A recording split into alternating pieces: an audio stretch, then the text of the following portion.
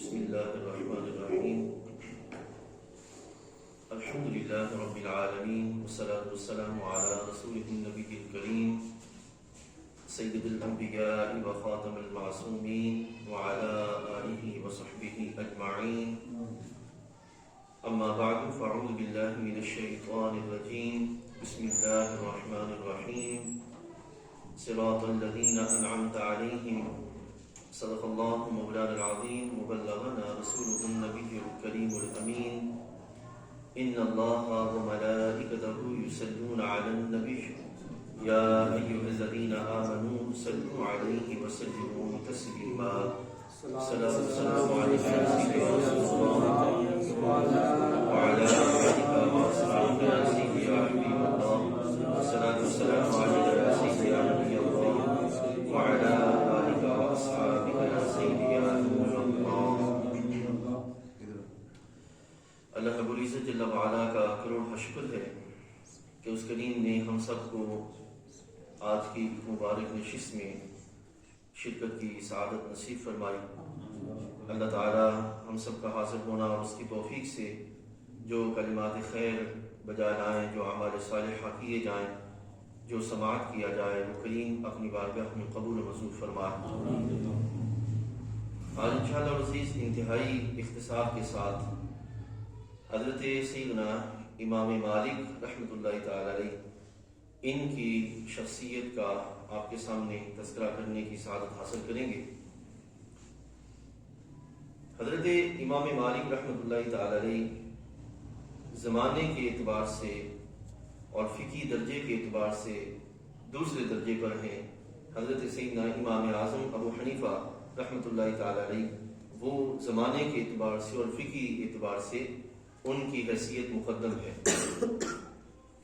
حضرت امام مالک ہوں، امام اعظم ابو حنیفہ ہوں، امام شافعی ہوں، امام احمد بن حنبل ہوں، یہ چاروں کے چاروں جو بزرگ ہیں، یہ فقہی یعنی کہ قرآن و سنت سے مسائل اخذ کرنے کے اعتبار سے زمانے کے اندر انہوں نے اپنا کردار ادا کیا اور امت نے ان کی فقہی حیثیت کو قبول کیا.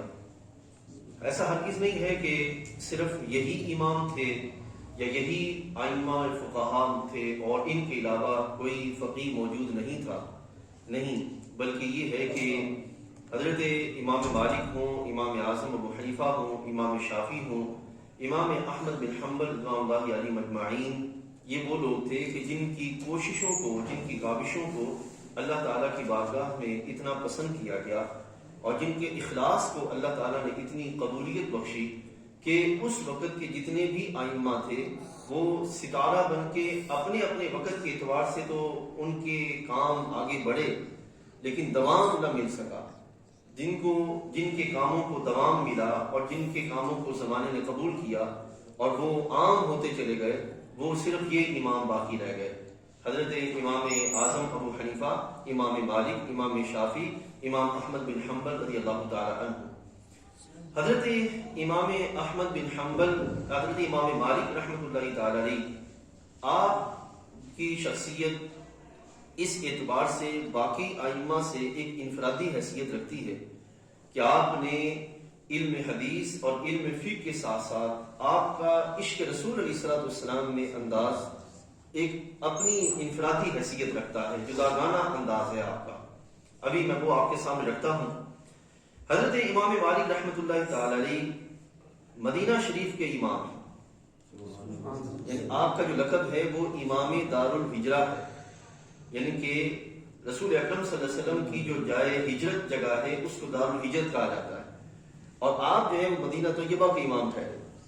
آپ نے اپنا اکثر علم جو ہے وہ مدینہ طیبہ میں ہی حاصل کیا، مدینہ طیبہ سے کم باہر نکلے، مدینہ طیبہ میں ہی علم حاصل کیا. تقریباً 900 کے قریب آپ کے اساتذہ کی تعداد، اور علم پڑھنے کے بعد آپ مدینہ طیبہ سے نکلے بھی کم، سوائے ایک دفعہ حج کے لیے آپ جو آپ پہ فرض تھا اس کے لحاظ سے آپ مدینہ طیبہ سے نکلے. اس کے علاوہ آپ نے اپنا سارا وقت جو ہے مدینہ طیبہ میں گزارا. اس کی وجہ کیا ہے؟ آپ کو مدینہ طیبہ سے یہ جو دار الہجرہ ہے، سرکار دو عالم صلی اللہ علیہ وسلم کا جو شہر مقدس ہے، اس سے بے پناہ محبت تھی. اس محبت کی بنا پر آپ جو ہے وہ مدینہ طیبہ سے باہر نہیں نکلے. اور مدینہ طیبہ کے اندر بھی کبھی بھی انہوں نے سواری پہ سفر نہیں کیا. مدینہ کی گلیوں کے اندر کبھی انہوں نے سواری پہ سفر نہیں کیا، اس لیے کہ ہو سکتا ہے کہ کسی مقام پر میرے آقا صلی اللہ علیہ وسلم کے قدمین شریفین لگے ہوں اور میں سواری پر ان پر جو وہ چلتا ہوا نظر آؤں. تو اس اعتبار سے کبھی جو ہے آپ نے سواری پر مدینہ طیبہ میں سفر نہیں کیا. اور جب بھی آپ کو قضاء حاجت کا معاملہ ہوتا، پیشاب کے لحاظ سے کوئی کیفیت بنتی، حاجت کی صورت ہوتی، تو آپ استنجا کے لیے مدینہ طیبہ سے باہر نکل جاتے، یعنی کہ حدود مدینہ جو ہیں ان سے باہر نکل جاتے اور وہاں پر جا کر جو ہے وہ آپ استنجا کا اہتمام کرتے. یہ کس لحاظ سے تھا؟ یہ سارے کا سارا رسول اکرم صلی اللہ علیہ وسلم کی ادب کے لحاظ سے اور شارع اقدس کی جو ہے احترام اور تعظیم کے لحاظ سے آپ کا یہ پہلو تھا. اسی طرح آپ کا یہ وصف بھی ہے کہ علم حدیث پڑھنے کے بعد قریباً 1,00,000 حدیث طیبہ آپ کو یاد تھی.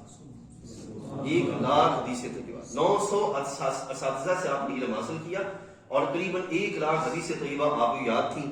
اور قریباً 17 سال کی عمر میں آپ نے مدینہ طیبہ کے اندر مسجد نبوی شریف میں وہ مقام کے جہاں حضرت عبداللہ بن عمر رضی اللہ عنہ درس دیتے تھے، اس مقام پر بیٹھ کے آپ نے درس دینا شروع کر دیا. 17 سال کے اندر آپ کو اللہ تعالیٰ نے وہ شرف عطا فرمایا کہ آپ جو ہے وہاں بیٹھ کر جو ہے وہ علم حدیث پڑھانا آپ نے شروع کر دیا.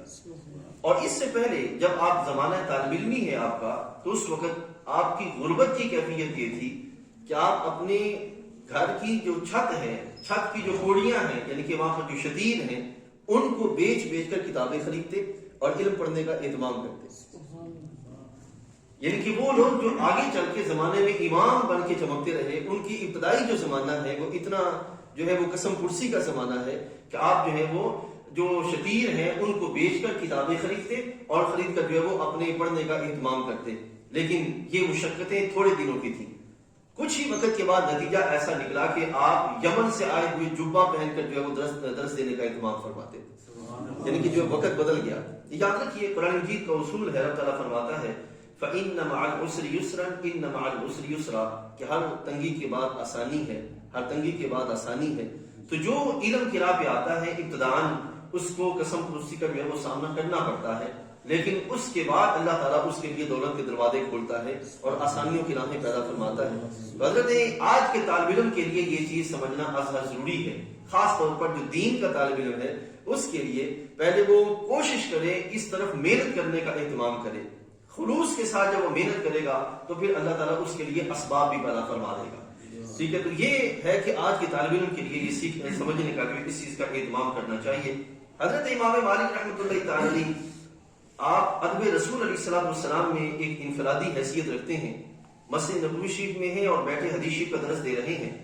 درس دیتے ہوئے حضرت امام مالک رحمۃ اللہ تعالی علیہ کے طلباء نے دیکھا کہ حضرت کے چہرے کا رنگ بدل رہا ہے، چہرے کا رنگ بڑی تیزی سے بدل رہا ہے. جب درس حدیث مکمل ہوا تو حضرت امام مالک رحمۃ اللہ تعالی علیہ سے طلباء نے پوچھا کہ حضرت حدیث پڑھتے ہوئے چہرے کا رنگ کیوں بدل رہا ہے؟ ایک یہ ہے کہ رسول اکرم صلی اللہ علیہ وسلم کے روب و دبدبہ اور جلال کے سبب ایسی کیفیت آ جائے، اور وہ کیفیت بھی آپ میں تھی کہ آپ جب حدیث پڑھتے پڑھاتے تھے، آپ سے کوئی فقہی مسئلہ پوچھتا تو آپ اس کو باہر بتا دیتے، لیکن اگر کوئی آپ سے حدیث پوچھتا تو وہ آپ اس کو لے کر باقاعدہ آپ اس مقام پر آتے جہاں پر آپ بیٹھ کے حدیث پڑھاتے تھے. اس کو باقاعدہ اس کو کہتے کہ وضو کرو، وضو کرنے کے بعد یہاں پہ بیٹھ جاؤ، آپ خوشبو سلگاتے، خوشبو سلگانے کے بعد پھر اسے پوچھتے کہ آپ بتاؤ کون سی حدیث پوچھنی ہے. اور پھر وہ یہ سارا اہتمام کیوں کیا جاتا؟ اس لیے کہ حدیث رسول علیہ السلام پڑھی جائے. اس لحاظ سے جو وہ اہتمام کرتے تھے رسول اکرم صلی اللہ علیہ وسلم کے ادب کے لحاظ سے، احترام کے لحاظ سے. اب ذرا سوچیے گا ایک لمحے کے لیے کہ وہ جو لوگ کہتے ہیں کہ ہر نئی چیز بدعت ہے اور ہر بدعت حرام ہے، گمراہی کی طرف لے جانے والی ہے، تو سوچیں رسول اکرم صلی اللہ علیہ وسلم نے کسی ایک حدیث طیبہ میں بھی یہ نہیں فرمایا کہ جب میں میری حدیث پڑھنے لگوں تو اس وقت خوشبو سکھا لینا، کوئی ایسی کیفیت کر لینا، کسی ایک مقام پر بھی نہیں فرمایا. بلکہ یہ سارے پہلو کس میں آتے ہیں؟ آداب رسالت میں آتے ہیں کہ رسول اکرم صلی اللہ علیہ وسلم کی حدیث طیبہ پڑھنے کے لحاظ سے آداب کا اہتمام کیا جائے. تو طلباء نے پوچھا کہ حضرت آپ کے رنگ کے بدلنے کے تغیر کی وجہ کیا ہے؟ تو آپ فرماتے ہیں کہ ذرا یہ میری قمیض اٹھا کے اس کے نیچے دیکھو. قمیض اٹھائی گئی تو نیچے بچھو تھا جس نے 17 ڈنگ مارے تھے، جس نے 17 ڈنگ مارے تھے. تو آپ جانتے ہیں کہ بچھو کا رنگ جو وہ زہر کیسا ہوتا ہے اور اس کی وجہ سے حالت بندی کی کیا ہو جاتی ہے. لیکن آپ نے فرمایا کہ چونکہ حدیث رسول علیہ السلام پڑھی جا رہی تھی تو میرے وجدان نے، میرے ادب نے اس بات کا جو ہے وہ مجھے روکے رکھا کہ میں حدیث پڑھاتے ہوئے اٹھ کر جو ہے وہ دائیں بائیں ہو جاؤں اور اپنے مرض کی طرف توجہ کرنے کا اہتمام کروں۔ حضرت امام مالک رحمۃ اللہ تعالی علیہ وہ شخصیت ہیں کہ جب آپ کے دور میں اس وقت کے بادشاہ وقت نے آپ سے پوچھا مسجد نبوی شریف کے اندر کہ اے امام مالک، میں مدینہ طیبہ میں حاضر ہو کر یہاں جب سرکار دو عالم صلی اللہ علیہ وسلم کی قبر شریف پر حاضر ہوں تو سلام کس طرف منہ کر کے کروں اور دعا کس طرف منہ کر کے کروں؟ آج کے دور میں بھی یہ فتنے موجود ہیں کہ کہتے ہیں کہ قبر شریف پر جا کر نہ سلام کرنا، دعا کرنی ہے، دعا جو ہے وہ مدینہ طیبہ حرم شریف کی طرف منہ کر کے کرنی ہے۔ تو حضرت امام مالک نے قیامت تک کے آنے والے لوگوں کو اس کا جواب دیا۔ آپ فرماتے ہیں کہ جن کے پاس آئے وہ انہی کی طرف منہ کر کے جو ہے وہ دعا کرنی ہے، انہی کو منہ کر کے سلام کرنا ہے اور انہی کی طرف منہ کر کے دعا کرنی۔ کیوں؟ کہ اس لیے کہ یہ تمہارے بھی نبی ہیں اور تمہارے باپ حضرت آدم کے نبی تھے، یعنی کہ ان کے لحاظ سے بھی نبی اور تمہارے لحاظ سے بھی نبی۔ جب اس لحاظ سے تمہارا سلسلہ برابر ہے تو تمہارے بھی یہی وسیلہ ہے اور آدم علیہ السلام کے بھی یہی وسیلہ ہے۔ یہ ادب و احترام کا یہ پہلو تھا۔ حضرت امام مالک رحمۃ اللہ تعالی علیہ آپ نے اپنی 1,00,000 حدیث طیبہ میں سے تقریباً 4,000 حدیث طیبہ کو جو ہے وہ اکٹھا کیا اور موطا امام مالک کو جو ہے وہ آپ نے اہتمام فرمایا۔ یہ کتاب کا نام ہے جو آپ نے علم حدیث کی کتاب جو آپ نے رکھی۔ 1,00,000 حدیث طیبہ میں سے قریباً 4,000 حدیث طیبہ آپ نے اکٹھی کی اور موطا امام مالک کا جو ہے وہ اہتمام فرمایا۔ آپ کے دور کے اندر بہت سے دوسرے علماء نے بھی کتابیں لکھی اور لوگوں نے آپ سے کہا کہ حضرت آپ بھی کتاب لکھ رہے ہیں اور علماء بھی کتابیں لکھ رہے ہیں۔ فرمایا جن کا خلوص ہوگا اس کی کتاب باقی رہ جائے گی اور جس کا خلوص نہیں ہوگا اس کی کتاب باقی نہیں رہے گی۔ تو حضرت سیدنا امام مالک رحمۃ اللہ تعالی علیہ کے خلوص کو اللہ تعالی نے شرف قبولیت اتنا بخشا کہ وہ کتاب موطا امام مالک آج بھی کتابوں کے اندر درسن پڑھائی جاتی ہے، درسوں مدارس کے اندر درسن پڑھائی جاتی ہے موطا امام مالک، اور باقی جو کتابیں تھی وہ ساری کی ساری ختم ہو گئی، ان کا نشان بھی باقی نہ رہا۔ ایسے ہی یہ کتاب لکھنے کے بعد موطا امام مالک رحمۃ اللہ تعالی علیہ یہ کتاب لکھنے کے بعد حضرت امام مالک نے اپنی کتاب کو پانی میں ڈبویا۔ میں کہ اگر اس کے نقش مٹ گئے تو سمجھوں گا کہ یہ ضائع، میں ابھی چھوڑ دوں گا، اور اگر اس کے نقش باقی رہے تو میں سمجھوں گا کہ اللہ کی بارگاہ میں قبول ہے۔ تو باقاعدہ آپ نے اس کتاب کو پانی میں ڈالا، نتیجہ یہ نکلا کہ نقش باقی رہے۔ آپ نے فرمایا کہ اب باقی ہے تو قیامت تک کے لیے باقی۔ یہ ہے رب ذوالجلال جل وعلا کا فضل جو ان کی زندگی کے اندر اللہ تعالیٰ جل وعلا نے ان پر جو ہے وہ اہتمام فرمایا اور فضل کی صورت کو باقی رکھنے کا اہتمام کیا۔ حضرت امام مالک رحمۃ اللہ تعالی علیہ یہ ایک لحاظ سے شاگرد ہیں حضرت سیدنا امام اعظم ابو حنیفہ رحمۃ اللہ تعالی علیہ کے، لیکن آپ نے باقاعدہ اپنی جو فکر ہے ان کو قائم کرنے کا اہتمام فرمایا، اور آپ کی جو ہیں فقہی جو رستہ ہے اس پر چلنے والے لوگ، اندلس مغرب کا جو علاقہ ہے، مراکش کے جو لوگ ہیں، یہ سارے کے سارے یہ جو حضرت امام مالک رحمۃ اللہ تعالی کی فقہ مالکی ہے اس پر جو وہ چلتے ہیں۔ اندلس کا، اسپین کا، مراکش کا جو علاقہ ہے، ان علاقوں کے لوگ، ہمیں ایسے لوگوں سے ملنے کا جو موقع ملا، امام مالک رحمۃ اللہ تعالی کی فقہ مالکی پہ جو چلتے ہیں ان پہ جو دیکھنے کا موقع ملا، وہ احباب ہر وقت درود پاک پڑھتے ہیں، ہر وقت درود پاک پڑھتے ہیں، اور یہ ان کو سوغات کہاں سے ملی تھی؟ حضرت امام مالک رحمۃ اللہ تعالی سے۔ اس کی وجہ کیا ہے؟ جب احباب مدینہ طیبہ مکہ مکرمہ آتے ہیں حج کے لیے، تو حج کے بعد یہ اہل سنت کا طریق ہے اہل اسلام کا کہ وہ حج کے بعد یعنی کہ بیت اللہ شریف میں حاضری دینے کے بعد مسجد نبوی شریف میں سرکار کی بارگاہ میں روضہ شریف پہ حاضری دینے کا اہتمام کرتے ہیں۔ تو جب وہاں پہ جاتے تو وہاں پر حضرت سیدنا امام مالک موجود ہوتے تو ان کی مجلس میں بیٹھنے کا اہتمام ہوتا، تو جب ان کی مجلس میں بیٹھتے تو ان کی برکات لے لے کر پھر وہ اپنے علاقوں کی طرف جاتے تھے۔ تو اس طرح جو ہے وہ فقہ مالکی جو ہے اس کے پھیلنے کا اہتمام ہوا۔ تو یہ ایک بات عرض کرتا چلوں، پھر ہم آج کی جو نشست ہے اس کو آج ہی اسی پر جو ہے مختصر کرتے ہیں۔ حضرت سیدنا امام مالک ہوں، امام شافعی ہوں، امام احمد بن حنبل ہوں یا امام اعظم ابو حنیفہ رحمۃ اللہ تعالی علیہ، یہ تینوں کی تینوں چاروں کے چاروں اہل سنت و جماعت کے امام ہیں، چاروں اہل سنت، ٹھیک ہے، یعنی کہ جو سرکار دو عالم صلی اللہ علیہ وسلم کی تعظیم کے پہلو آپ کو امام مالک کے ہاں ملیں گے، یہی آداب رسالت آپ کو امام اعظم ابو حنیفہ کے ہاں ملے گا، یہی آداب رسالت آپ کو امام شافعی کے ہاں ملے گا، یہی پہلو آپ کو امام احمد بن حنبل کے ہاں ملے گا، ٹھیک ہے نا. اور یہ سارے کا سارا طریق کس کا ہے؟ آل اسلام میں آل سنت و جماعت کا ہے. رسول اکرم صلی اللہ علیہ وسلم کی جو تعظیم اور ادب اور احترام کے جو سلسلے ہیں ان کو باقی ہر چیزوں پر مقدم رکھنا، یعنی کہ آداب رسالت کو اس کے دائرے میں رکھتے ہوئے ان کی اس کے شرف کو باقی رکھنے کا اہتمام کرنا. صرف ایک مثال عرض کرتا ہوں.